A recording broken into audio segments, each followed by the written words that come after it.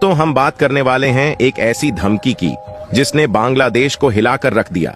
हाँ, आपने सही सुना। भारत की एक चेतावनी ने बांग्लादेश को डराकर वो कदम उठाने पर मजबूर कर दिया जिसकी शायद किसी को उम्मीद नहीं थी। तो चलिए शुरू करते हैं और इस पूरे घटनाक्रम का रहस्य खोलते हैं। कुछ दिन पहले भारत ने बांग्लादेश को चेतावनी दी थी कि अगर उन्होंने अपनी पेंडिंग पेमेंट्स को नहीं चुकाया तो भारत सोवन गारंटी मैकेनिज्म का इस्तेमाल करेगा। अब ये सोवन गारंटी क्या है और क्यों इसने बांग्लादेश को डराया? दोस्तों, सोवन गारंटी का मतलब है कि भारत अपने दावों को पूरा करवाने के लिए बांग्लादेश की गारंटी को कड़ी कार्रवाई में बदल सकता है। और इसका असर इतना गहरा था कि बांग्लादेश ने तुरंत अपने कदम वापस खींच लिए।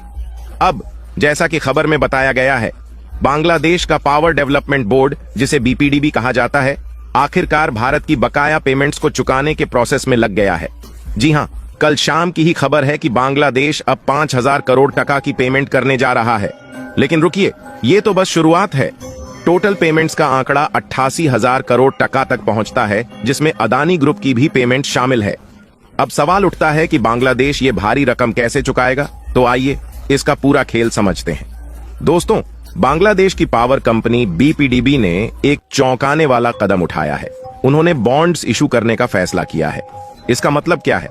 बहुत सिंपल भाषा में समझें तो उन्होंने बांग्लादेश के एक बैंक से कहा है कि वो बॉन्ड्स को पब्लिक में फ्लोट करें और जनता से पैसा जुटाएं।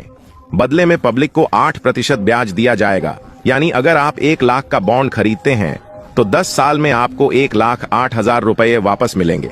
लेकिन दोस्तों, ये सिर्फ एक सामान्य बॉन्ड स्कीम नहीं है। इसके पीछे की पूरी कहानी इतनी दिलचस्प है कि आप जानकर चौंक जाएंगे।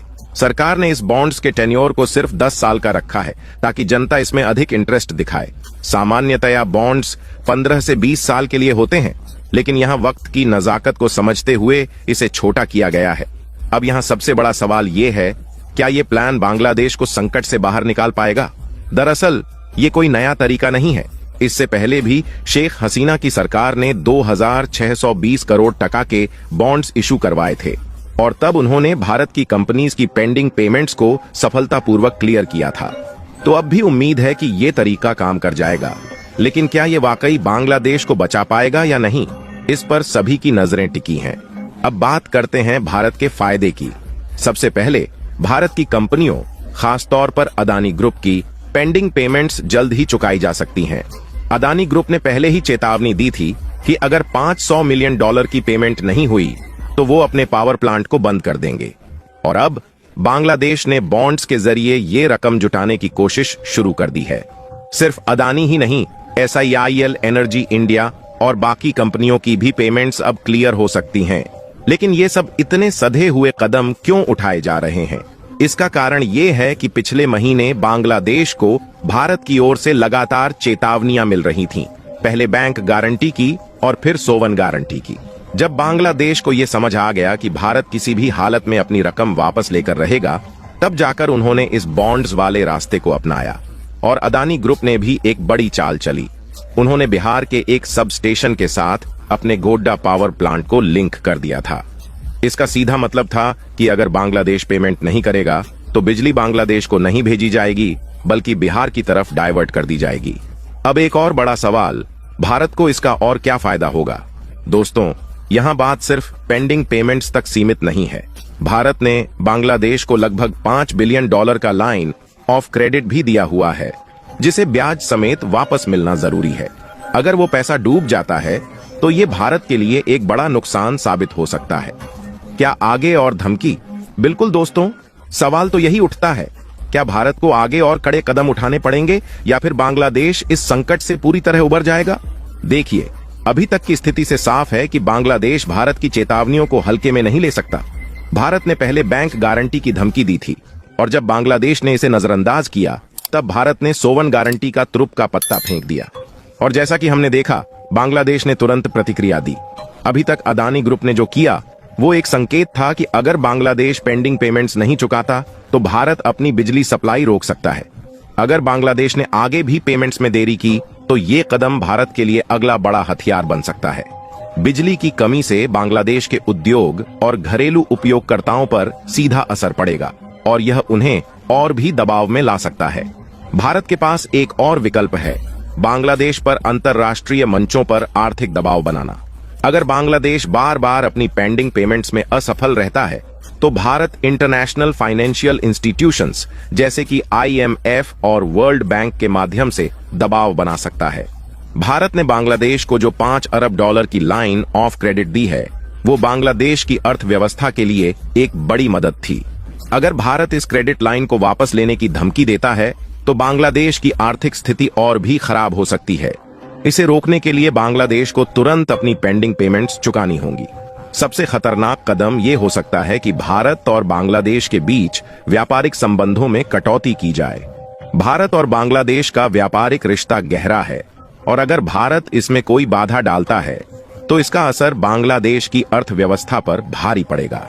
तो दोस्तों, ये कुछ संभावित धमकियां हैं जो भारत के पास अभी भी हैं।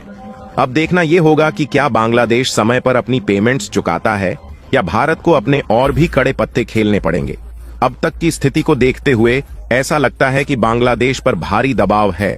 भारत की लगातार दी जा रही चेतावनियों के बाद बांग्लादेश ने बॉन्ड्स इशू करने जैसा बड़ा कदम उठाया है। इसका मतलब यह है कि बांग्लादेश ने समझ लिया है कि इस मुद्दे को अब और टाला नहीं जा सकता।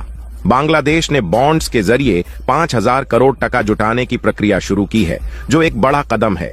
इससे एक बात तो साफ है कि बांग्लादेश अपनी पेंडिंग पेमेंट्स चुकाने की पूरी कोशिश कर रहा है, लेकिन याद रखें कुल बकाया 88,000 करोड़ टका है, जिसमें से सिर्फ 5,000 करोड़ टका का इंतजाम हो रहा है। इसका मतलब यह है कि अभी बहुत बड़ी रकम बाकी है और यह देखना होगा कि बांग्लादेश आगे भी इस पैमाने पर फंड्स जुटा पाता है या नहीं। अगर हम इतिहास पर नजर डालें तो बांग्लादेश ने पहले भी बॉन्ड्स इशू करके पेंडिंग पेमेंट्स क्लियर की थीं। शेख हसीना की सरकार ने इसी तरह के बॉन्ड्स इशू करके भारत की कंपनियों की पेमेंट्स चुकाई थीं। इससे यह उम्मीद की जा सकती है कि इस बार भी बांग्लादेश अपने इस फंडिंग मॉडल को कामयाबी से लागू कर पाएगा। हालांकि अभी भी खतरा बना हुआ है।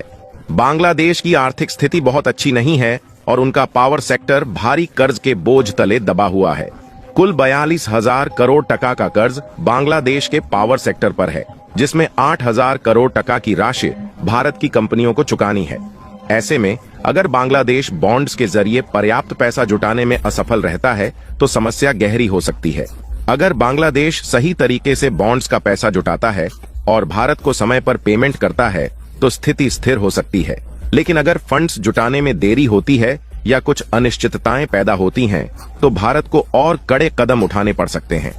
अदानी ग्रुप और बाकी कंपनियों की पेंडिंग पेमेंट्स भारत के लिए बहुत महत्वपूर्ण है और भारत ने पहले ही साफ कर दिया है कि वो किसी भी हाल में अपनी रकम वापस लेकर रहेगा। तो दोस्तों, ये भारत की कूटनीति ने बांग्लादेश को घुटनों पर ला दिया। आप लोग अपनी राय जरूर बताएं कि इस पूरे मामले पर आपका क्या कहना है। क्या बांग्लादेश इस संकट से उभर पाएगा या फिर भारत को और कड़े कदम उठाने पड़ेंगे? इस वीडियो को देखने के लिए आपका बहुत बहुत